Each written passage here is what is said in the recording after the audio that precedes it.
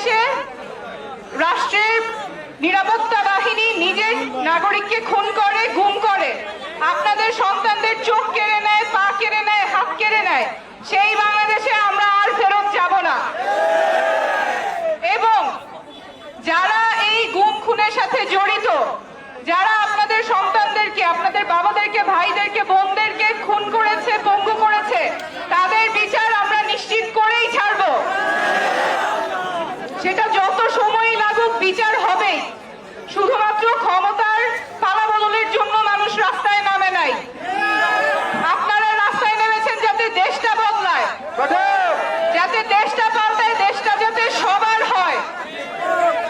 এই দেশ শুধুমাত্র কোনো দলের যাতে না হয়। যেই দল সরকারে থাকবে দেশটা শুধু সেই দলের, সেই বাংলাদেশে আমরা আর যাব না। আমরা এমন বাংলাদেশ চাই যেখানে দেশের সকল প্রতিষ্ঠান, সকল মন্ত্রী, সকল সচিব বাংলাদেশের নাগরিকের হয়ে কাজ করবে। তারা নাগরিকের মালিক না। যে কোনো সরকারি অফিসে নিজেকে ভৃত্য মনে হয় আমরা কৃপা চাচ্ছি, ভিক্ষা চাচ্ছি, কিন্তু ওটা তো আমার অধিকার। কোন প্রাপ্য কিছু যেটা আমার প্রাপ্য সেটা পেতে গেলে ঘুষ দিতে হয় কেন? অনেকের সাথে কথা বলছেন যে ভূমি অফিসে যাইতে ভয় লাগে।